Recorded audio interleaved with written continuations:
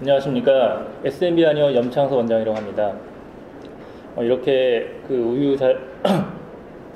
제가 이 자리에 와서 여기 이제 많이 계시는 우유에 관련된 학계나 아니면은 기관 사업자분들, 소비자분들, 그리고 이 낙농계 분들 앞에서 제가 이런 발표를 할 수 있게 된 게 참 영광으로 생각하고요. 그리고 제가 이 자리에서 오늘 발표드릴 내용은 한의학 관점에서 우유를 어떻게 바라보고, 제가 사실 임상 한의사이기 때문에 임상 한의사로서 환자들한테 또는 소비자들한테 우유에 대해서 어떻게 말을 하는 게 좋고, 저희 이제 한의학 예전에 문헌에 이제 기록된 거를 근거를 통해 가지고 어떻게 하는 게 더 좋은 건지에 대한 설명을 좀 드리고자 해서 나왔고요. 너무 어려운 주제나 무거운 주제는 임상 한의사로서 다루는 게 좀 적합하지 않기 때문에 비교적 쉬운 주제로 부담 없이 들을 수 있는 내용을 중심으로 설명을 드려보겠습니다. 이제 문헌에 언급된 우유라고 제가 이렇게 제목을 처음에 잡은 이유는요, 임상 한의사들이 어디 가서 발표를 하게 되면은 이 한의학이라는 학문적인 특성 때문에 그런지 모르겠지만 꼭 문헌을 언급하지 않을 수 없어서 일단 몇 가지 좀 아시는 얘기일 수도 있지만 설명을 드리고 나서 진행을 해보겠습니다. 여기 제가 이제 그 사진을 보여드린 게 뭐냐면 2000년대 초중반에 우리나라에서 엄청나게 인기를 끌었던 대장금이라는 드라마가 있죠. 이 대장금 드라마를 보면은 이 대장금이 이 대장금 드라마 속에서 이제 사실 많이 언급이 됐던 게 타락죽이라는 얘기가 나옵니다. 이 타락죽 중에 타자는 낙타 차자고 락자는 이제 우유 락자가 되죠. 그래서 한국의 죽 요리로서 곱게 간 쌀가루를 이제 우유와 섞어서 만드는 죽이라고 해서 우유죽이라는 이명을 갖고 있기도 하고, 실제 대장금 드라마 내용을 보면은 여기 보시는 것처럼 이제 수라상을 요리할 때 여러 가지 요리에다가 이렇게 타락을 섞는 그런 장면이 나오기도 하고요. 저희가 몇 가지 내용을 밑에 발췌를 좀 해봤는데, 첫 번째로는 내의원에서 몸이 좀 약하거나 허하니까 밤참으로 이제 타락죽을 꾸준히 올려가지고 몸을 좀 보충을 해라, 이런 얘기가 나오기도 하고요. 그 다음에 수라상에 올라간 음식을 만들 때 실제 이 그림처럼 타락, 즉 우유죽을 넣는 이렇게 장면이 나오기도 합니다. 그 다음에 이제 문정왕후의 아들 경원대군이 두창에 걸렸을 때, 두창은 이제 현대의학적으로 보면은 우리가 천연두, 마마라고 하는 우리 그 바이러스성 질환이죠. 이 두창에 걸렸을 때 대장금 장금이가 두창을 잘 견뎌서 이겨내는 방법을 처방을 하게 되는데, 그 중에서 이제 고름이 더 잘 나오기 위해서, 배농을 더 잘 시키기 위해서 타락죽을 처방하는 그런 내용이 언급이 됩니다. 그 외에도 이제 한국에서는 약 4세기경부터 귀족 사회를 중심으로 우유를 먹기 시작을 했지만, 사실 지금 생각하면 우유는 그 당시에, 지금은 이제 젖소를 활용을 해가지고 우유를 짜지만 이 당시에 우유는 젖소가 보급되기 아니었기 때문에, 제가 알기로는 이제 젖소가 우리나라에 본격적으로 보급이 된 거는 19세기 말, 그러니까 구한 말 때 들어왔기 때문에요. 아마 이 당시에는 이제 한우나 유구 같은 소들이었겠죠. 그러니까 심지어 왕조차도 항상 우유를 마실 수 있는 환경이 되지는 못했을 겁니다.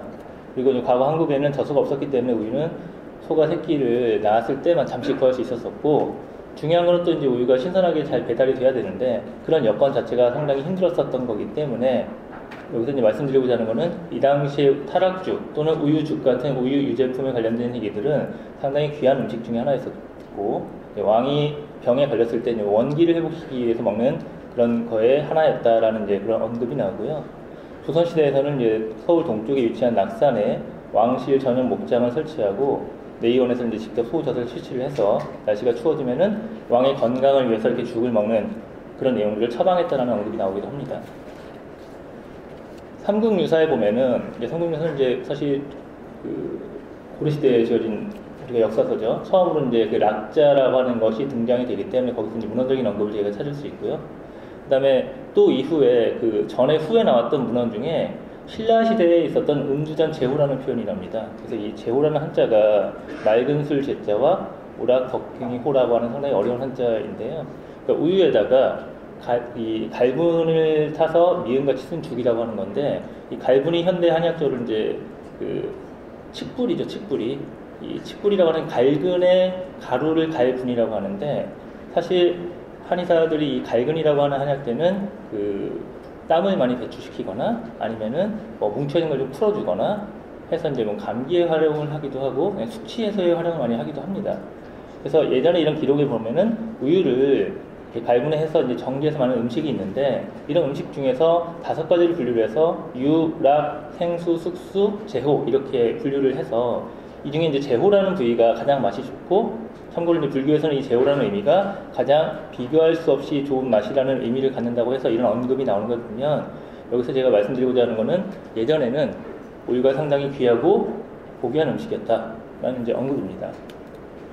이제 한의사들이 가장 많이 보는 이제 동의보감의 언급을 보면, 동의보감 이제 1600년대 초에 우리가 이제 주어진 저서죠. 보통 이런 게 있습니다. 한의사들이 예전에 보면은 식약동원이라고 그래가지고 음식하고 약은 그 원료가 같다 해서, 사실 지금이야 이제 어떤 의약품이 분류가 되고 그 의약은 이제 전문가들이 활용을 해야 되고 하긴 하지만, 예전에는 이제 음식도 약이 되고 약도 음식으로서 활용을 하고 이런 경우가 많지 않았습니까? 이 식약동원의 범주를 봤었을 때는 이 동의보감이든 그 위에 나오는 여러 가지 저서든지 보면은 이게 이제 효능과 주치를 자꾸 나누려고 하는 성향이 있습니다. 그래서 우유가 어떤 효능을 갖고 우유가 어떤 주치에 해당이 되는지, 사실 지금 봤을 때는 약이 아니기 때문에 효능과 주치를 따지는 게 좀 그렇지만, 그런 분류로서 자꾸만 해석을 하는 경향이 많습니다. 동의보감에 나온 걸 제가 좀 쉽게 풀어서 얘기를 해봤는데요. 우유 한 대를 아주 잘 찢은 쌀 약간에 넣고 죽을 쓴 것은 우유죽이라고 하는데, 늘 먹으면 노인들에게 좋다. 이 아까 언급된 것들을 동의보감이라는 책은 항상 그 전에 있던 건 집대상한 책이기 때문에 이런 언급이 나오고요. 우유죽은 이유식, 보양식으로 좋고 신장과 폐를 튼튼하게 하고 대장 운동을 도와주고 피부를 부드럽게 해준다라는 표현이 나오기도 하고요. 그 다음에 필발 썬 것 2돈, 그 다음에 우유 반 대를 함께 절반이 남을 때까지 달여서 빈속에 먹으면 기리를 치료한다라는 이런 법이 나옵니다. 필발이라고 하는 거는 이제 마치 한약재 중에 하나인데, 보통 복통이나 설사에 활용할 수 있는 그런 한약재로서 성질이 되게 좀 이렇게 뜨거운 따뜻한 약성을 나타내는 그런 약재이고요.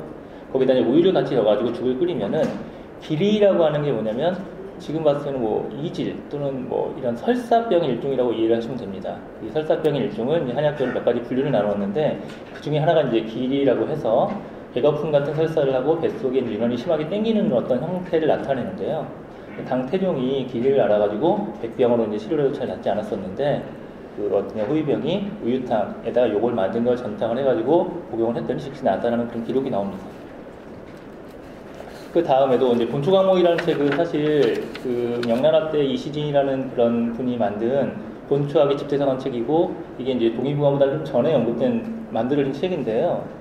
이 본초강목에서도 이와 같은 언급이 나옵니다. 우유는 성질이 냉하고 산양유는 약성이 비교적 따뜻하여 산양육은 여름에는 먹지 말아야 된다라는 말이 나오는데요. 아까 제가 말씀드린 것처럼 여기서 이제 우유의 성질과 그다음에 산양유의 성질을 비교해서, 우유는 약간 성질이 냉하고 그다음에 산양유의 성질이 약간 따뜻하기 때문에, 그걸 잘 말하면 산양유는 몸에 열이 많은 사람들이 먹으면 조금 안 맞듯이 우유는 몸이 좀 찬 사람이 먹으면 좀 안 맞을 수 있다는 그런 것을 유추할 수 있는 어떤 효능에 대한 언급이 처음으로 나오게 됩니다. 밑에 보시면 산양이나 우유는 원래 허로, 소갈, 허선 이런 데 쓰는 한약이면서 동시에 음식도 된다. 음식 동원에 대한 언급이고요. 비위가 화한 경우에는 큰 문제는 없겠지만, 비위의 습당을 겸한 경우 등등에는 일단 삼가하는 것이 바람직하다. 제가 이제 이런 좀 재미없는 고서와 이 베이스를 말씀을 드리는 이유는, 그 후에 저희가 이제 우유에 대한 효능을 말씀을 드릴 수 있고, 우유가 좀 맞지 않는 분들에 대한 얘기를 할 때, 지금 뭐 유당불내증이라든지 아니면 알레르기라든지 이런 여러 가지 것들이 우유를 좀 공격하거나 우유에 대해서 좀 안 좋은 인식을 가지고 있는 분들이 말씀드리는 어떤 근거가 되는데요. 이 근거를 사실 어찌 보면 한약 문헌의 그 기존에서 보면은 우유를 이렇게 잘 분석을 해놨다는 걸 좀 말씀을 드리고 싶어서 제가 좀 따와봤습니다. 지금 여기서 말씀하는 그 허로나 허손이라고 하는 거는 그냥 요즘같이 말하면은 몸이 되게 약한 사람입니다. 그러니까 만성 소모성 질환을 앓고 있는 분들, 그래서 뭐 체중도 많이 빠지고 기운도 없고 어쩌면 노화와 관련된 그런 어떤 질환의 총칭을 한약적인 표현으로 이제 허로나 허손이라는 표현을 쓰고요. 그다음에 소갈이라고 하는 거는 현대의학적으로 해석하면 당뇨병에 가깝습니다.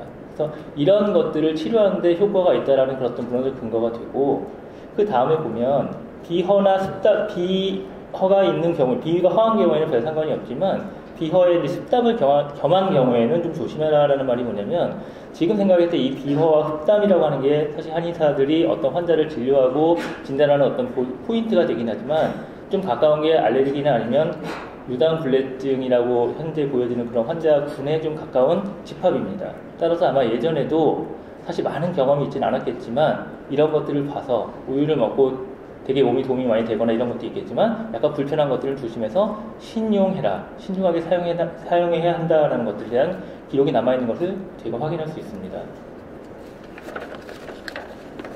지금 우유의 현대의학적인 입장이라고 제가 이제 얘기를 했는데요. 사실 이 부분은 앞에서 말씀드린 거의 정리일 수도 있고, 어찌 보면 사실 한의 그 고전 서적이나 이 내용에 보면은 우유에 대한 언급과, 사실 우유가 약이 아니기 때문에 그런 내용들이 사실 많지 않습니다. 그래서 이제 그래도 그나마 제가 정리를 해보면, 이제 뭐 쉽게 풀어서 말쓰면은 아까 말씀드린 것처럼 성질이 서늘하고, 그래서 이제 원기를 회복시키고 위를 튼튼하게 해주며 열기를 내려서 갈증을 없애주고 장운동을 원활하게 해준다. 그래서 몸에 열이 많은 사람이 허약과 위의 통증, 변비를 치료하고 갈증을 먹게 한다라고 제가 이렇게 한 줄로 썼는데요. 사실 이렇게 쓰면은 그냥 뭐 그런갑다라고 생각할 수 있지만, 저희같이 임상을 실제로 하는 환자를 보는 한의사의 입장이나 환자를 보는 임상가들의 입장에서 봤을 때는 이 말뜻의 하나하나를 잘 해석을 해서 실제 환자한테 적용을 하면 큰 의미가 부여되는 경우를 많이 볼 수 있습니다. 그 예와 좀 그런 경험담은 제가 조금 후에 다시 말씀을 드리기도 하고요. 다시 밑에 내용을 보시면, 우유는 원기 회복에 도움을 주고 진액을 만들어 장운동을 촉진시킨다. 그래서 당뇨나 변비 등의 질환에 효과가 있으며, 마늘과 함께 수차례 끓여 먹으면 몸이 차거나 쇠약할 때 후전된다고 하며, 우유를 소화할 능력이 부족한 사람들도 많은데 이때도 마늘과 함께 우유를 끓여 먹으면 어느 정도 개선이 될 수 있다고 한다. 그 뒤에도 말씀드리겠지만 유당불내증 있는 환자들이 설사와 복통이 심해가지고 잘 못하면 저 사람은 안 맞으니까 저 사람 먹지 말아야 된다 라고 얘기를 하는 거에 일부 주장을 할 수도 있겠지만요, 사실 그러기에는 우유에 많은 좋은 장점을 버리고 포기하는 효과가 되기 때문에 그게 그 사람을 잘 맞게 변형을 시켜가지고 또는 적절하게 잘 조율을 시켜가지고 복용할 수 있는 게 이제 그 사람한테 좋은 대처 방법이 될 수 있는데, 그러한 과거의 기록들을 봤을 때 예전에는 이제 마늘과 같이 먹는 것도 도움이 된다, 이거에 대한 문헌을 제가 많이 찾아봤는데 사실 기록이 그렇게 많지는 않더라고요. 현대의학적으로 연구된 것도 있지도 않고. 하지만 이러한 내용들은 어떻게 보면 키워드나 화두가 돼서 추후에 유당불내증에 대한 어떤 연구 결과를 할 때는 좀 참고해볼 만한 문헌과 자료가 되지 않을까 해서 제가 이제 말씀을 한번 드려봤고요. 일반적인 우유의 효능에 대해서 사실 여기 계신 많은 분들께서 뭐 우유를 잘 모르실 것도 아니고 어찌 보면 저보다 훨씬 더 일반적인 얘기에 대한 전문가일 수 있기 때문에 좀 그렇지만, 그래도 우유의 일반적인 효능을 다시 한번 좀 읊어보겠습니다. 첫 번째로는 이제 불면증 개선이라고 해서 우유 안에 이제 여러 가지 성분들 중에 우리가 수면과 관련이 도움이 되는 멜라토닌이라고 하는 호르몬 자체의 생성과 그다음에 단백질이나 아미노산이 풍부하기 때문에 그 자체가 이제 수면에 도움이 될 수 있겠죠. 두 번째로 이제 피로 회복은 뭐 비타민 B나 엽산 이와 같은 등의 이제 영양소들이 체내에 이제 비타민 많이 부충을 해주기 때문에 당연히 피로 회복에 도움이 될 수 있고요. 치매 예방은 마치 또 이제 우유의 칼슘, 마그네슘, 비타민 B 같은 것들이 뇌 활동을 이제 많이 활성화시킬 수 있고, 그 외에 이제 우리가 항산화물질로 많이 알려진 이제 글루타치온이라고 하는 이런 성분 자체가 또 뇌세포의 손상을 많이 이렇게 감소시킬 수 있기 때문에 치매 예방에 도움이 될 수 있을 뿐더러, 사실 이걸 또 확대를 시키면 그 수험생이나 학생들의 뇌 건강에 위해서 도움이 될 수 있으니까, 우리가 기존에 알고 있는 그 우유는 이제 성장에 도움이 된다는 당연한 거지만 그 외에도 이 학령기 학생들한테 이러한 점들의 장점을 잘 활용을 해서 설명을 해주면 좋을 수 있을 거라 생각이 듭니다. 그리고 네 번째로는 피부 건강. 뭐 많이 아시고 계신 얘기들이죠. 이 우유에 있는 이제 세라마이드나 지질 같은 성분들이 보충이 되기 때문에 피부에 이제 수분과 유분의 밸런스를 맞춰준다든지, 그다음에 이제 비타민 B가 더 많으니까 피부 보습에도 많이 도움이 된다. 그 외에도 몇 가지는 추후에 제가 설명을 드리도록 하고요. 그다음에 이제 뼈나 이제 우리가 치아 건강에 도움이 된다. 칼슘, 비타민 D 이런 것들이 이제 충분히 많이 있으니까 흡수율을 많이 증가시켜주고, 그래서 이제 성장기 어린이의 골격을 형성한다든지 중장년층에서 노년층에 이르기까지 골다공증을 개선을 시키거나 뼈 건강 개선시킨다. 또 이제 골다공증을 예방한다. 아마 골다공증에 관련된 얘기도 아시겠지만 어떤 논문이나 이 우유에 대해서 좀 부정적인 인식을 가지는 데에서는 사실 아무리 많이 우유 먹어봤자 칼슘 섭취로 인해서 골다공증이 개선되지 않는다라는 자료도 꽤 많이 있습니다. 근데 이제 임상에서 봤을 때 그거는 약간의 좀 중구난방할 수는 있겠지만요. 저희가 실제 노인들 환자나 뭐 무릎 통증 환자 아니면 골다공증으로 의심되는 환자들을 봤었을 때 그분들은 뼈 나이도 약해져 있을 뿐더러 여러 가지 그 기초 체력이나 아니면은 면역력 저하와 더불어서 근육 같은 것도 많이 약해져 있는데, 그거를 단순히 칼슘의 섭취가 얼마나 되느냐를 어떤 검사를 통해 가지고 이게 효과가 있다 없다라고 논하는 것들은 이제 아마 연구가들이 하셔야 될 거겠지만, 임상 한의사로 봤을 때는 그렇기 때문에 우유를 먹지 말아라라고 그런 분들한테, 골다공증 환자한테 하는 게 과연 적합할지에 대해서는 꽤 의문이 많고요. 그래서 저는 개인적으로 그런 환자분들이 좀 왔었을 경우에는 우유를 적극적으로 권하는 게, 왜냐면 그 분들이 소화력도 떨어져 있고 다른 어떤 대체 물질로서 커버할 수 있을 만한 영양소가 많은 좋은 음식이 부족하기 때문에 이 우유를 섭취를 많이 해서 칼슘도 보충을 하시고 단백질 섭취도 많이 해서 충분한 어떤 몸의 밸런스를 맞추시라, 이렇게 말씀을 저희가 드리기도 합니다. 이제 어찌 보면 이 부분을 말씀을 드리려고 제가 이제 이 자리에 참석을 한 것 같은데요. 사실 이제 이 우유를 한의사들이 또는 한의학 쪽에서는 어떻게 바라보고 어떻게 얘기를 하는 게 좋을까에 대해서 크게 큰 세 가지 화두를 제가 뽑으면, 임상에서는 어떤 사람을 저 같은 로컬 한의사가 우유 섭취를 적극적으로 권하게 하는가에 대해서 얘기를 하면 아마 큰 부류로 세 가지가 될 겁니다. 첫 번째로는 이제 저만 그런 게 아니라 모든 사람들이 얘기하는 성장 치료를 원하는 경우에 적극적으로 우유를 권하게 될 거고요. 두 번째는 이제 피부 미용과 다이어트, 그리고 사실 다이어트 외에도 어떤 이제 비만 치료라는 어떤 관점에서도 이 우유를 권하는 게 이제 좀 적절할 수 있고, 세 번째로 제가 이제 또 다르게 최근에 많이 화두가 되고 있는 탈모에 대해서 좀 말씀을 드리고자 합니다. 성장치료는 사실 성장치료와 이 우유가 어떠한 한의학적인 경험과 어떠한 그 문헌이 있다, 이런 얘기는 사실 없습니다. 근데 우리가 상식적으로 생각했을 때, 원래 사람이 출산을 해서 가장 이제 그 태반으로부터 받아왔던 그런 여러 가지 물질을 6개월 정도까지 잘 버틴 다음에는 영양소를 외부에서 섭취를 해야 되는데, 그게 이제 모유가 될 거고, 그 모유와 가장 가까운 그런 식품의 이제 가장 완전한 식품이 이제 우유지 않습니까? 그래서 이제 그런 식으로 또 접근을 해가지고 설명을 하게 되고, 근데 이제 아이들이 성장을 할 때는 이제 크게 세 단계로 제가 큰 부류만 해서 좀 나눠봤습니다. 그러니까 보통 0세에서 5세까지는 여러 가지 그 영양소가 필요하겠지만, 이제 철분이라는 게 가장 포인트를 맞춰서 그쪽에 이제 가장 성장에 좀 도움이 되기도 하고요.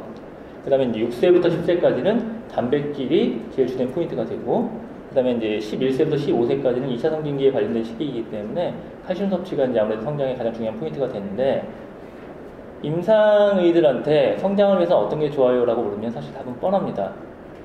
그냥 골고루 영양소를 섭취해서 드세요. 그래서 제가 밑에 적어놓은 5대 영양소인 탄수화물, 지방, 단백질, 무기질, 비타민에 골고루 섭취라는 게 제일 중요합니다. 참고로 좀 창피하지만 제 개인적인 말씀을 드리면, 제가 이제 어렸을 때 편식이 심해가지고 되게 좀 작았었어요. 근데 이제 고등학교 때부터는 학교에서 이렇게 강제급식을 시키다 보니까 그럴 여건이 좀 안 돼서 그런지 제가 고등학교 2학년 때부터 키가 상당히 많이 커서 지금 이제 한 이 정도 키가 됐는데요. 그래서 저는 이제 환자들이 오면은 요즘에 사실 아이들이 편식하는 아이들이 상당히 많습니다. 이게 먹거리가 많아지면은 더 이렇게 다채로워지거나 위장관의 기능이 좋아지거나 이래야 되는데, 어떤 개인적인 취향이나 또는 어떤 부모님의 잘못된 편견으로 인해서 뭐는 어디 안 좋고 뭐는 어디 좋고 어쩌고 막 따지고 그렇게 되거든요. 그런 조건을 하면서 저희한테 와서 성장을 해달라고 했었을 때는 사실 좀 적절하지 못하죠. 그래서 제가 뭐라고 말씀드리냐면, 어머님 그런 거 따지지 마시고 일단 잘 먹는 거 잘 먹게 하시고 얘가 편식하는 걸 조금씩 극복하게 하세요라고 말합니다. 그게 정답이거든요. 근데 그래도 어머니 물어보세요. 뭐가 좋냐고. 그러면 저희가 이제 그렇게 말씀드립니다. 가장 영양소 골고루 섭취되어 있는 음식을 섭취하는 게 되게 좋지 않겠습니까? 그런 측면에서 봤을 때 우유는 가장 성장기에 적절한 음식이라고 저희가 이제 말씀드릴 수 있을 겁니다. 제가 이제 두 번째, 이 피부 미용과 다이어트를 원하는 사람들이라고 주제를 달고 이렇게 사진을 넣었는데요. 이 부분에 대한 어떤 깊숙한 얘기나 어떤 그 심도 깊은 얘기는 저보다는 이제 교수님들이 좀 더 적절한 얘기를 같아서 제가 이 그림을 왜 넣었냐면 이미지화 때문에 넣었습니다. 우리가 보통 이 첫 번째 그림은 뭐냐면 이분이 미녀시죠. 미녀는 우유를 좋아하고 우유를 많이 먹는다. 두 번째, 아주 이쁜 아이도 우유를 많이 먹고 우유를 좋아한다라는 그런 이미지고요. 세 번째는 꽃도 우유를 좋아하더라. 네 번째하고 다섯 번째는 미녀는 우유를 잘 먹기도 하지만 우유를 목욕을 잘 하기도 합니다. 보통 우리가 우유라는 이미지가 사실 피부 미용이 좋다. 아까 이제 우리 회장님께서도 그 말씀을 하셨던 것 같은데 피부 미용에 되게 좋다. 우유를 먹어서 피부가 나빠진다는 그런 이미지는 없지 않습니까? 근데 이게 실제 이미지만 그런 건지 실제로 그런 건지 대한 확인은 이제 저희 같은 임상가들이나 아니면 학자들이 학계에서 확인을 하셔야 되겠죠. 다만 지금까지는 우유를 먹으면 살이 찌고 우유를 먹으면 피부가 나빠지고 이런 어떤 멘트도 없습니다.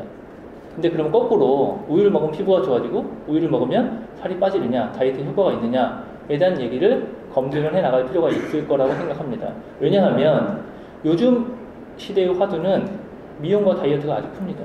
사람들은 외모에 대한 관심이 되게 많고 외모가 잘생기고 이쁘고 피부가 좋아야지만이 그 사람의 자존감도 세지고 그 사람이 건강해집니다. 그거에 대한 도움을 주는 게 의사의 몫이라고 개인적으로 생각합니다.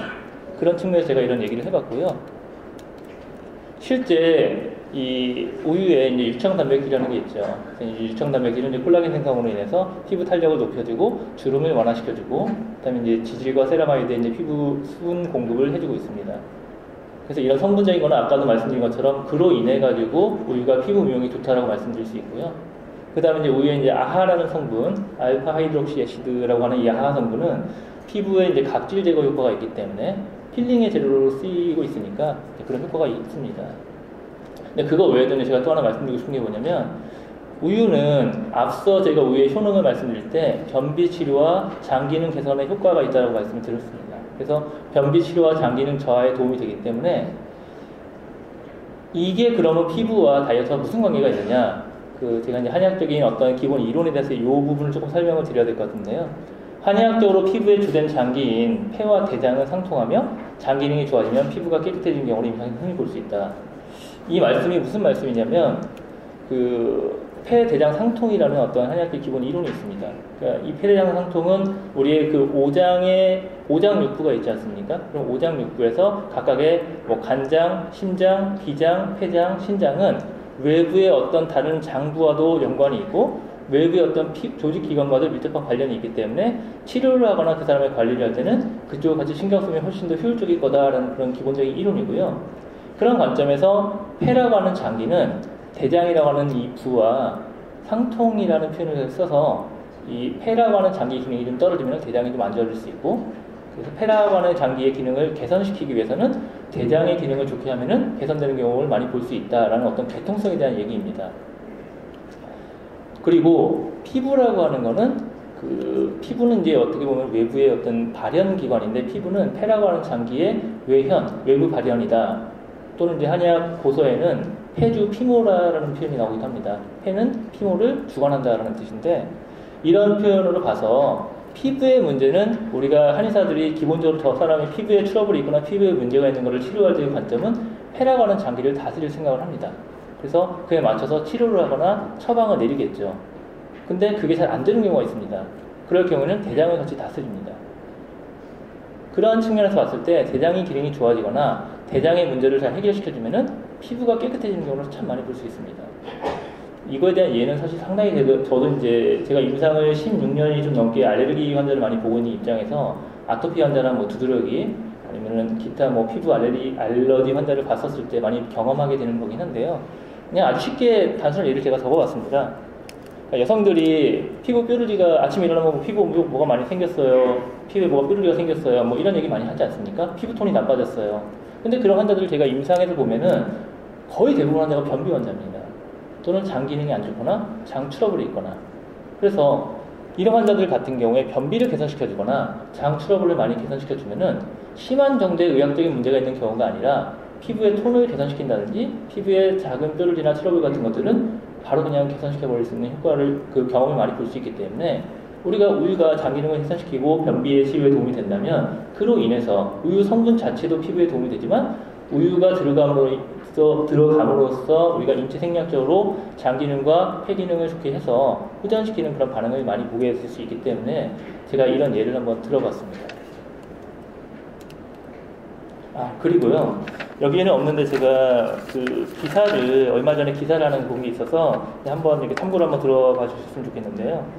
기사를 보니까 이런 얘기가 있더라고요. 2017년 10월 18일 날 경향신문에 나온 기사 중에 하나인데, 하루에 우유를 남성이 1컵, 여성이 2컵을 마시면 복부 비만과 중성지방의 위험도가 낮아진다. 이제 이거를 누가 주관해서 하셨냐면은 서울대 예방의학팀 교수님과 중앙대 식이영과 교수님 팀이 코호트 연구를 통해 가지고 해봤더니, 실제 환자들, 대사증으로서 고생을 겪고 있을 만한 환자들 중에 남자 같은 경우는 약 8%, 여자 같은 경우는 약 32% 정도의 대사증후군의 위험성이 감소되었다라는 그런 얘기가 나옵니다. 이거 외에도 꽤 많은 자료와 논문이 있겠죠. 여러분들이 아시겠지만 대사증후군이라고 하는 것은 최근에 화두가 되고 있는 성인병 관련 키워드입니다. 우리가 이제 고혈압과 그다음에 고지혈증, 그다음에 당뇨 또는 이제 내당뇨 장애, 그리고 이제 비만이죠. 이 네 가지를 같이 갖고 있는 분들은 성인병으로 인해서 이제 입원율도 높아지고 그다음에 사망률도 높아지게 되기 때문에 적극적으로 우리나라를 비롯한 여러 가지 세계보건기구에서 적극적으로 다스려야 되는 어떤 질환이긴 한데요. 이거에 대해서 많은 이제 뭐 양의사든지 아니면 저희 같은 한의사든지 어떻게 하면 더 좋을까는 얘기를 많이 하고 음식에 대한 얘기를 많이 하지만 실제 우유가 대사증후군에 효과가 많이 있기 때문에 우유를 적극적으로 잘 섭취하게 해서 이런 대사증후군을 예방을 하거나 실제 대사증후군으로서 의심되는 환자들의 치료에도 도움이 될 수 있는 그런 방법을 같이 모색하고 그로 인한 홍보를 같이 하는 것은 꼭 필요하다고 여겨집니다. 그다음 이제 제가 세 번째로 이제 탈모로 고생하는 환자에 대해서 말씀을 드리려고 하는데요. 최근에 또 이제 탈모는 많은 분들이 아까 제가 이제 미용과 다이어트 말씀드렸지만 이 미용의 연관선으로 보기도 하고 탈모에 대한 얘기는 참 많이 나오긴 합니다. 제가 나이가 40대 중반인데요. 제 친구들 만나서 얘기를 하면 몇 개 없습니다. 요즘에 살이 많이 쪄가지고 몸이 무거워지기 힘들어. 요즘에 옛날 안 그래도 머리가 빠져가지고 죽겠어. 뭐 어떻게 할까? 이런 얘기를 많이 하죠. 사실 비만은 조금 위험할 수도 있지만 탈모는 속칭 죽고 사는 병은 아닙니다. 근데 본인이 되게 신경을 많이 쓰고 스트레스를 많이 받는 어떤 질환의 범주로서 되고 있죠. 탈모의 원인은 크게 두 가지로 저희가 분류를 해서 봅니다. 물론 좀 더 깊게 어렵게 말씀을 드릴 수도 있지만 좀 쉽게 접근을 하면 두피 환경이 악화가 돼가지고 원래 건강한 모발을 위해서는 모발을 잡아주는 모근이 튼튼해야 되고 모발에는 충분한 영양을 잘 공급할 수 있어야 되겠죠. 그리고 이제 두피에 순환 장애가 없어야 합니다. 이거를 이제 한의사들은 어떻게 생각하냐면은 어떤 이 두피 자체에 대한 그 해결 장기가 어떤 순환 장애가 생기거나 문제가 생겼다고 보는데 이 모두가 이제 오장육부가 밀접한 연관을 가지고 있지만 특히 이제 신장의 기운이 부족한 경우는 모근을 잡아주는 힘이 떨어지게 되고 이제 비장, 소화기 계통의 이제 기능이 저하된 경우에는 두피에 이제 영양 공급이 좀 약간 약해지기 때문에 안 좋고, 그다음에 간장의 기운이 울체될 경우에는 이제 두피의 혈액순환 상태가 나빠져서 탈모가 진행되게 한다라고 이제 크게 이 세 장기의 약점이나 문제점으로 인해서 탈모의 질환을 접근을 합니다. 아까 제가 피부는 폐라고 하는 그 장기와 이렇게 관련이 밀접하게 있다고 말씀을 드린 것처럼요. 사실 이제 머리는 두 발은 한의학에서 이제 신장 기능과 밀접한 연관을 많이 보고 있습니다. 이 신장 콩팥, 사실 콩팥과 신장의 기능은 조금 다르게 제가 이제 표현을 하긴 하지만 하여튼 이 신장의 기능이 떨어져서 그래서 보통 이제 나이가 드시면 우리가 흔히 말하는 본인의 에너지, 기력, 정력이 떨어지면 신장의 기능이 좀 떨어진다고 한의사들이 보통 인식을 많이 하는데요. 그로 인해서 자연스럽게 생긴 이제 뭐 모발의 탈락이라든지 아니 모발의 변색 같은 것들 큰 범죄에서 이런 범죄에서 볼 수도 있고 두 번째로 이제 여기 표현한 것처럼 비장의 기능이 약해서 소화 기능이 약하거나 이럴 경우에도 이제 탈락이 많이 생기겠죠. 그리고 우리가 스트레스성 탈모증이나 원형 탈모증은 조금 범주가 다르지만 하여튼 이런 스트레스성 탈모증 같은 경우는 결국 스트레스를 많이 받아서 머리가 빠지는 거니까 그거는 한의학적으로 해석을 할 때 간장의 기운이 울체됐거나 간장의 뭔가의 조화가 안 됐을 경우에라고 인식을 하기 때문에 이 세 가지 장부가 역할이 약하게 되면은 탈모가 생긴다는 걸 보는 거죠. 두 번째 이제 밑에 나온 것처럼 장부 기능 부조화가 있는 상태에서의 상열 증상이라고 저희가 표현을 했는데 장부 기능이 부조가 되면 인체의 상부로 열이 집중되는 경우에 두피에 염증성 물질이 대량 발생하고 노폐물이 정체됨에 따라서 탈모가 더욱 심해지게 한다라고 표현하는데요. 한의사들이 많이 표현하는 어떤 그 환자들이 왔을 때의 병적 상태를 상열하한이라는 표현을 씁니다. 상열하한이 뭐냐면 위로는 열이 있고 아래쪽은 차다라는 거죠. 원래 인체는 아래쪽 복부가 좀 따뜻해서 그 안에서 이렇게 기운을 잘 사지 말초까지 잘 이렇게 뿜어줄 수 있어야 되는데 우리가 혈자리 중에 뭐 전중이라는 혈자리나 아니면 이제 가운데는 뭐 중안이라는 혈자리 같은데 어떤 기운이 막히면 위에 있는 약간 허열이 밑으로 잘 내려가지 못하고 위에로만 열이 떠 있는 그런 형상이 나타날 수 있거든요. 그래서 뭐 경험해 보셨겠지만 이제 피곤하거나 우리가 무리하게 되면 이렇게 눈이 많이 충혈되고 몸이 이렇게 막 붕 뜬 것처럼 나타나지 않습니까? 그게 이제 반복되는 병적 상태가 되는 건데 탈모 환자들은 보통 머리, 두피 쪽에 열이 많다라고 이제 제가 인식을 합니다.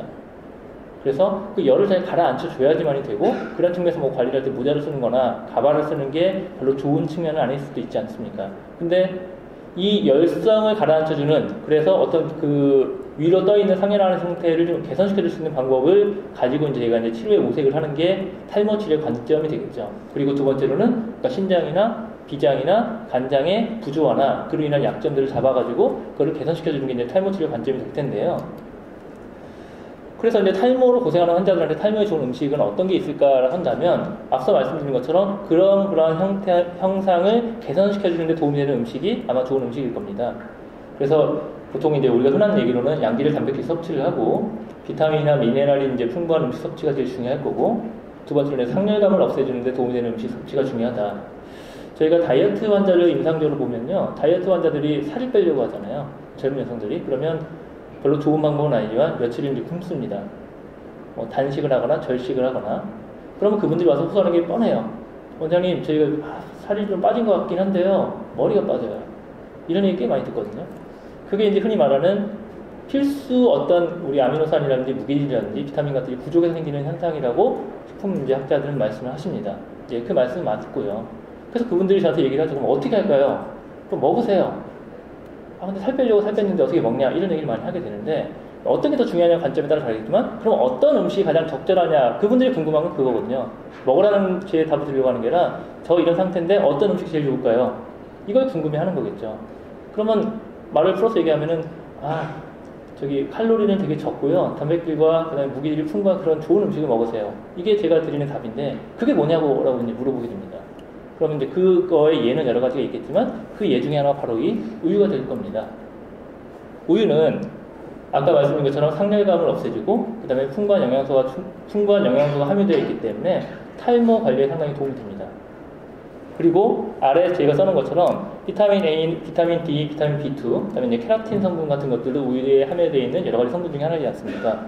그래서 이 성분 자체는 이제 발병에 도움이 되기 때문에 이를 두피에 바를 경우에도 도움이 됩니다. 그래서 앞서도 제가 이제 미인들이 목욕하는 걸 얘기를 했지만, 미인들이 우유를 목욕을 할 수도 있지만, 미인들은 우유를 가지고 우리가 이제 머리를 감을 수도 있지 않습니까? 과거에 클레오파트라가 우유에 목욕하는 그런 장면이 나왔던 것처럼. 근데 사실 아무리 우유가 요즘에 많이 많아졌다 하더라도 많은 양의 우유를 갖고 목욕을 하거나 우유를 가지고 아마 머리를 감는 건 좀 경제적으로 좀 아깝다는 생각이 들 수 있기 때문에, 실질적으로는 그 우유 자체를 소량을 가지고 두피에다 이렇게 점화를 시켜주는 방식. 한의사들이 한의원에서 이제 롤러침이라는 게 있는데요. 그 롤러침을 가지고 많은 이제 그 탈모 환자를 치료할 때 탈모 환자한테 도움이 되는 그런 성분이 있는 여러 가지 그런 그 치료제를 롤러침으로 얘가 두피에 자극을 줍니다. 근데 그런 자극을 줄 때 그 성분 외에도 우유에 이런 좋은 성분들이 있기 때문에 같이 치료를 하면 좀 더 좋다. 그러니까 제가 개인적으로 경험을 해본 건 아니지만, 이런 탈모 치료를 전문으로 하는 그런 한의원에서 원장님한테 그런 말씀을 드린 적도 있기 때문에, 이런 것들도 제가 이제 같이 알아서 활용을 해보시면 좋지 않을까라고 생각합니다. 그리고 사실 우유가 좋다라고 얘기를 제가 많이 하고, 이 자리도 사실 그런 목적으로 우유에 좋은 거를 홍보를 많이 하자라는 그런 취지로 이제 만들어진 자리는 맞지만, 지금 많은 언론이나 많은 외부에서는 우유가 문제가 많다라고 여러 가지 앞서 말씀이 나오셨지만 공격을 하고 있습니다. 그러면 제가 임상가로서 과연 우유는 어떤 사람들이 조심해야 되나를 이렇게 몇 가지 좀 크게 뽑아봤더니요, 한 이 큰 범주는 3가지가 되는 것 같습니다. 제가 이제 계속 언급이 됐던 얘기인데요. 첫 번째로는 이제 유당 불내증을 가진 환자들, 두 번째로는 이제 알레르기 환자, 세 번째로는 이제 철분 결핍과 관련된 질환으로서 제가 이렇게 공부를 해봤는데요. 유당불내증은 뭐 다 아시는 얘기잖아요. 우리나라 사람들이 이제 서양인들과는 좀 체질적으로 달라가지고, 이제 소장에서 유당, 젖당을 분해할 만한 효소가 좀 부적합하기 때문에 유당이 잘 분해가 안 된다 이거죠. 유당이 잘 분해가 안 되기 때문에 그로 인해서 소화기에 이제 복부 팽만감이라든지 아니면은 설사, 복통 이런 여러 가지 증상들을 호소하는 거다라고 저희가 알려져 있는 거죠. 근데 저희가 이 유당불내증이 비허에 습담이 있는 경우와 비슷하다라고 이제 그 문헌적인 근거를 대했고요. 그 다음에 그 한의학 이론 중에 이제 사상의학적인 측면에서 봤을 때도 가장 이 유당불내증에 많이 노출되는 환자군은 소민계통의 군. 소민계통의 군이라고 하면 좀 체구가 좀 작고 소화 기능이 좀 약하고 몸이 좀 차고 이런 것들의 공통적인 군을 소민군이라고 말씀을 저희가 드리는데 이 소민 체질에 일반적으로 많이 나타나는 것 같습니다. 또는 이제 흔히 말하는 소화기가 되게 약한 체질의 유당불내증을 나타내는 경우가 많이 있죠. 근데 사실 그리고 개인적으로 저희 아들도 유당불내증이 좀 있습니다. 저희 아들이 지금 초등학교 6학년인데 아침마다 이렇게 우유 먹고 학교 가려면 못 먹어요. 배가 아프다고. 그래서 얼마 전에는 저희가 뭐 하냐면 집에다가 저희 아들을 위해서 복부에 뜸 치료를 할 수 있을 만한 기구를 갖다 놓고 이제 제가 좀 늦게 오면 못하지만 거의 올 때마다 계속 해주고 있습니다. 우리가 보통 유당불내증 있는 환자들의 일반적인 관리는 여기 나오는 것처럼 복부에다 핫팩을 대든지 복부 마사지를 하든지 아니면 사실은 우유를 좀 데워 먹든지 차니까 아니면 우유와 비슷한 성분을 가진 그 보조 대체식품이겠죠. 뭐 유제품이 있는 요구르트나 치즈 같은 것들을 먹든지 또는 약간 소량 나눠서 먹든지 또는 빵이나 시리얼 같은 다른 식품과 같이 복용을 하거나 이렇게 대체식품을 좀 먹어라. 이게 왜 그러냐면은 사실 유당불내증이라는 거는 제가 느끼기에는 심리인 것도 많이 좀 좌우하는 것 같습니다. 그러니까 빵이나 시리얼 같은 거 같이 먹거나 이렇게 소량 나눠서 먹으면 심리적으로 좀 부담을 덜 느끼기 때문에 좀 그런 것 같고요. 제가 이제 여기 밑에서 예를 써놓은 게 뭐냐면 실제 저희 이제 원내는 저 사람이 유당불내증이라고 내원하진 않죠. 그냥 배가 아프고 자주 배가 아프고 설사를 많이 해서 좀 치료해주세요 이렇게 와서 그 환자를 이렇게 문진을 해서 들어보면은 특정 음식 우유와 관련된 환자도 종종 볼 수 있기 때문에요. 그런 환자들 제가 치료할 때는 이제 설사라고 하는 범주에 준해서 저희가 이제 침치료나 한약적인 치료를 한 다음에 가장 많이 하는 거는 말씀드린 것처럼 뜸 치료인데요.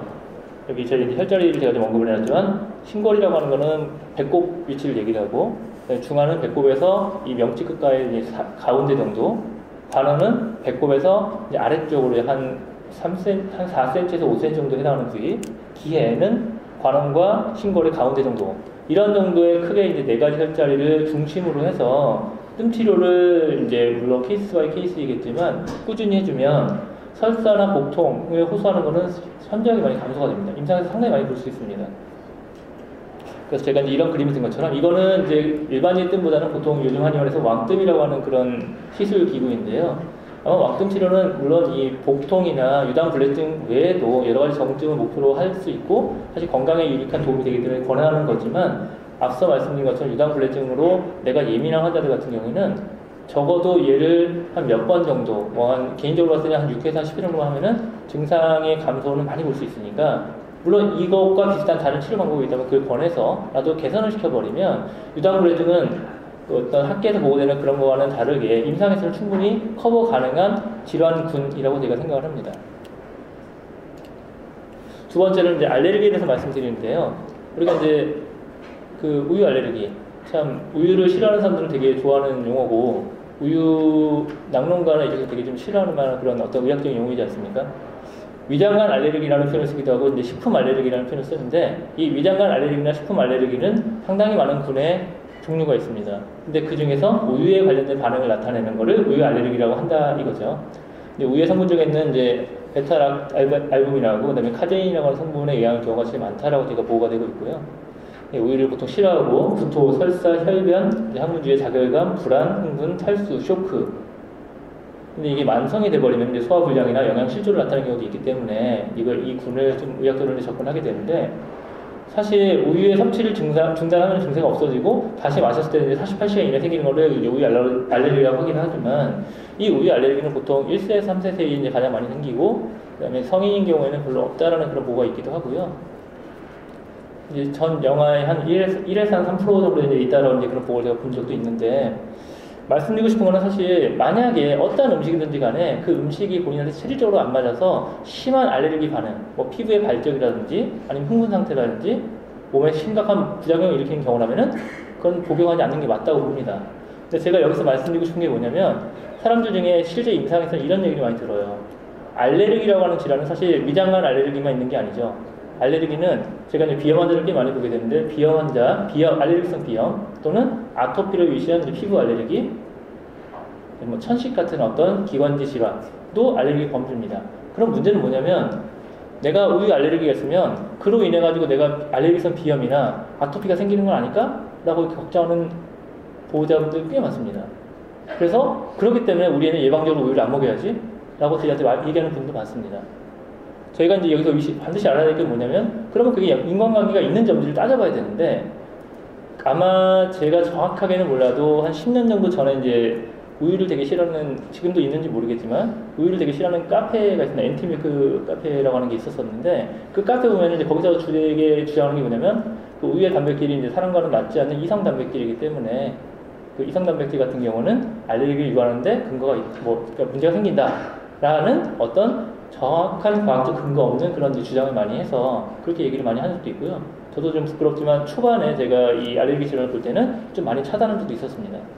근데 이제 강조드리고 싶은 게 뭐냐면, 그래서 그런 환자들한테 알레르기가 정확하게 확인되지 않은 상태에서 그런 음식을 차단하면 그 환자의 적절한 영양 공급이나 어떤 성장이나 기타 다른 데는 도움이 될까에 대해서는 지금 생각하면 이제 의사로서 잘못된 지시를 한 거겠죠. 그 근거, 즉 위장관 알러지가 다른 알레르기와는 전혀 관계가 없다라는 근거는 사실 많지만, 제가 이제 한 가지만 좀 뽑아봤습니다. 제 논문을 했다 보니까 옛날 논문이긴 한데요. 2011년도에 JCI라고 하는 이제 Journal of Allergy and Clinical Immunology라고 하는 임상면역학 계지에 보면은 이제 오히려 끓인 우유는 효과가 없고 목장류가 천식과 아토피에 유용했다는 그런 얘기입니다.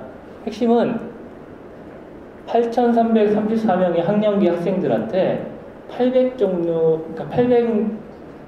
소죠. 800마리 이상의 소를 이제 해서 샘플링을 해가지고 그런 천식이 있는 환자들한테 치료를 해본 결과, 그런 목장류를 치료한 게, 그러니까 보일링 우유, 끓인 우유보다 훨씬 더 효과가 있다. 그러니까 끓인 우유는 효과가 부족하고 목장류가 이제 0. 여기 이제 나온 것은 59% 정도의 어떤 임상 효과가 있다라고 해가지고 이제 이게 JCI라는 그 저널에 실렸던 건데요. 사실 제가 솔직하게 느끼기에는 그렇기 때문에 우유가 천식에 효과가 있다라고 얘기하는 거는 좀 오버센스일 것 같습니다. 하지만 중요한 건 우유가 알레르기가 심하게 나타나는 환자한테 모든 알레르기 유발한다는 잘못된 거고요. 그거를 끊어서 생각할 수 있어야 되겠죠. 임상에서 보다 보면은 이런 경우도 봅니다. 제가 비염 환자를 보면은 비염 환자가 콧물을 심하게 흘리고 재채기를 많이 하는데요. 그러다 보니까 밥도 잘 못 먹고 입맛도 떨어지고 잠도 못 자고 이제 그래서 그 영양학적으로 되게 불균형하거든요. 키도 안 크고. 근데 그런 애가 저희가 이제 한의사로서는 이런 말을 많이 합니다. 면역력이 좋아지면 코의 기능도 좀 정상화될 거고 이제 그렇게 접근을 합시다. 이런 푸치를도 하면서. 근데 그런 아이가 어느 순간 시간이 지나서 정말로 면역력이 좋아지면 증상이 없어져요. 그럼 엄마한테 이제 제가 되게 묻죠. 어떻게 하셨어요? 하면 애가 이제 뭐 밥 잘 먹고 그러니까 그런다 하는데, 그 요인 중에 우유와 같은 유제품을 많이 섭취한 다음에 면역력이 안정된 경우가 많습니다. 그러면 그거는 저희가 실험과 논문을 통해 확인을 해보지 못했지만 미루어 봤었을 때 그 환자가 결국 비염 같은 알레르기성 질환은 우유로 인해서 개선된 건 아닌가라고 약간은 이제 경광부가 될지 모르겠지만 생각할 수 있는 거거든요. 따라서 우유가 효과가 있다라고까지 얘기하는 건 좀 오버이지만, 우유가 알레르기가 문제 생기니까 먹지 말아야 한다는 잘못된 거니까 그런 것들 좀 더 정확히 확인을 해서 많은 분들한테 잘 알려드릴 필요는 있을 거라고 생각합니다. 마지막으로 이제 그 철분 부족이라고 저희가 썼는데요. 우유가 뭐 아시겠지만 철분 흡수를 저해시킨다는 그런 연구가 많이 있기 때문에 보통 이제 임산부라든지 철결핍성 비뇨 환자라든지 아니면 생리주기가 불규칙한 이런 여성 환자들 같은 경우에는 우유 섭취를 조심해라라고 이렇게 우유를 싫어하는 데서 가끔씩 얘기를 하긴 합니다. 이제 저도 마찬가지로 한의원에서는 저 환자가 철결핍성 빈혈인지를 진단을 받지 않고서는 정확히 잘 모를 수가 있고요. 다만 이제 환자들이 어지럽다, 몸이 좀 힘이 없다, 이런 여성 환자들, 생리가 불규칙하다 이런 환자를 많이 보게 되면 그런 환자들을 치료하다가 그 후에 체질 개선이라는 표현을 제가 쓰는데, 체질 개선을 통하면 사실 그건 별 문제가 되지 않습니다. 다만 환자가 체질 개선을 할 건지 말 건지, 그런 것들 할 건지 말 건지 결정을 본인이 못하기 때문에 문제가 생기는 거지, 체질 개선 해버려가지고 우유가 좋으면 그거 자체가 문제가 없기 때문에 이러한 측면도 아마 관찰을 해보셔야 되지 않을까라고 생각이 듭니다. 제가 이제 마지막으로, 이건 제 개인적인 소회인데요. 앞서 얘기에 좀 그 함축일 수도 있지만, 우유에 대한 이제 방향과 발전이라고 해서 그 우유는 가장 완벽한 영양소의 집합수체 물질에 가깝다라고 생각을 하고요. 임상한의사로서 우유 섭취를 통해서 성장이나 우유 섭취를 통한 피부 미용의 유지, 우유 섭취를 통해서 적절한 탈모 방지를 경험적으로 많이 보게 됩니다. 다만 이제 중요한 게 이제 아까 뭐 유당 불내증이라든지 알레르기 같은 이제 미미한 단점이라고 제가 표현을 했는데요. 이건 부작용도 아니고 식품이기 때문에 대한 환자 개개인별로 이제 적절한 평가를 하는 게 제일 중요합니다. 사람들은 나한테 맞지 않으면 너한테도 맞지 않을 거라고 확대 해석하는 경우가 참 많거든요. 우리가 좋은 얘기 칭찬을 하는 것보다 단점을 끄집어내는 게 훨씬 많지 않습니까? 근데 실제 질환이 유발된 환자들인 경우에는 인식을 하기 때문에 그걸 피하던가 하게 되지만, 아까 이제 우유가 식품 이상은 이건 우유를 많이 이제 섭취할 수 있는 거잖아요. 무슨 뭐 누군가 처방하면서 먹는 게 아니기 때문에 근데 아직 생기지도 않는 어떤 걱정에 대한 불안감으로 인해서 영양소의 집합인 우유를 회피하거나 꺼려하는 경우가 상당히 많습니다. 과거에 또한 이제 그런 논지는 뭐냐면, 과거에는 영양 부족이 부족한 시기에는 이제 우유가 영양소가 많이 있으니까 먹으면 좋다라고 했지만, 요즘에는 이제 영양 잉여의 시대이기 때문에 우유 대체 식품으로 이제 여러 다른 영양소를 찾는 사람도 꽤 많은 게 사실입니다. 하지만 이제 제 개인적으로 아까 말씀드린 것처럼 요즘 세대는 또 이제 가성비를 많이 따지는 시대이지 않습니까? 우유가 제 기억에 제가 80년대 초반만 하더라도 꽤 비싼 음식 중에 하나였지만, 지금은 우유는 되게 저렴한 음식에 속합니다. 물론 이제 잘 좀 더 웰빙 우유를 만들거나 이건 좀 다른 얘기겠지만요. 그 가성비, 가격대 성능비를 따지는 현대인한테는 개인적으로 봤을 때 우유만큼 가성비가 좋은 식품은 없다고 생각합니다. 그래서 실제 언론에 호도되는 여러 가지 확대 해석된 부작용 같은 경우는 우유자조금관리위원회는 어떻게 가서 잘 해석을 해서 문제가 있는 것들을 바로잡고 그걸 적절하게 잘 개선시켜주는 방향으로 가서 가성비가 좋고 충분한 영양 공급 원으로서, 그리고 부가적으로 성장이나 장기능 활성, 피부 관리, 탈모 관리 등의 미용적인 측면에서도 요리한 우유를 적극 홍보하는 게 필요하고요. 문제가 될 경우에 부작용은 전문가의 관리하에 전문가의 지도하에 관리하는 게 필요하리라고 저희가 생각합니다. 이상으로 제 마치겠습니다. 네, 수고해주신 영창석 원장님께 먼저 감사의 말씀을 드리고요. 질의응답을 진행할 거니까 잠시 무대에서 기다려주시고 간단히 요약을 한번 해보도록 하겠습니다. 이 우유와 관련된 과거 문헌 그리고 현대 한의학적 입장을 살펴봤고요. 그리고 우유의 효능을 바탕으로 성장치료, 피부 미용과 다이어트, 탈모를 위해서 우유를 많이 권한다는 것도 살펴봤습니다. 이 미미한 단점을 두려워할 것이 아니라 제대로 알고 제대로 먹을 필요가 있다는 것도 함께 깨달았는데요.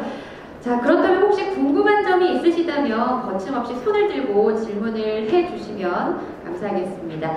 한 10분 정도의 질의응답 시간을 갖고 다음 발표로 넘어가 볼 텐데요. 혹시 발표 들으시면서 궁금하신 점 있으셨나요? 발표하신 내용 중에서 우유가 중추신경계 이완작용이 있다고 내용이 들어있더라고요. 예. 근데 우리가 우유를 먹으면 좀 졸린다고 하지 않습니까? 예. 근데 그거하고 연관성이 있는 건지 어떤지 좀 말씀해 주시면.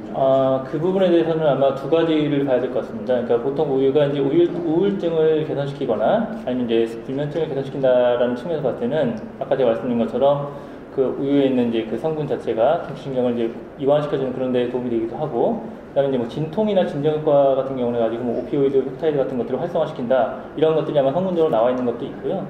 또 이제 세로토닌이라고 하는 신경전달 물질이 도움이 된다라는 아마 그런 자료를 제가 본 적도 있는데, 우리가 졸린다라고 하는 거는 사실 우리가 이제 보통 히스타민 계통의 성향이 많았을 경우에 몸을 이완시키거나, 그러니까 그런 목표로서 잡아주는 경우가 있는데, 그게 졸리는 것까지가 있을 수는 있다고는 개인적으로 생각을 하고요. 다만 이제 그게 피해가 될지 안 될지의 판단은 그 사람마다는 다른 건데, 이게 우유를 먹고 졸리게 되는 게 마치 우리가 뭐 감기약 먹고 졸리게 되는 것처럼 정도의 심한 경우로 인해서 일상생활에 그 영향을 주는 정도까지는 아마 이렇게 많지 않기 때문에 그거를 그 문제가 있다라고 생각하는 거는 조금 아닌 것 같습니다.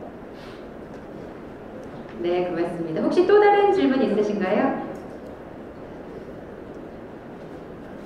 네, 우유에 대한 사실 오해도 상당히 많은 게 사실인데 그런 오해도 함께 풀 수 있는 시간이었으면 합니다. 지금은 손을 드시는 분이 없어서 휴식 시간으로 넘어가도록 하겠고요. 이번 기회만 있는 게 아니라 저희가 세 가지 발표를 다 들은 다음에 종합적으로 질의응답 시간을 한 번 더 갖도록 하겠습니다. 혹시 지금은 질문이 정리가 되지 않으셨다면 그 시간을 활용해서 또 궁금한 점들 해결해 가셨으면 합니다. 유익한 정보를 전해주신 영창석 원장님께 다시 한번 큰 박수 부탁드립니다.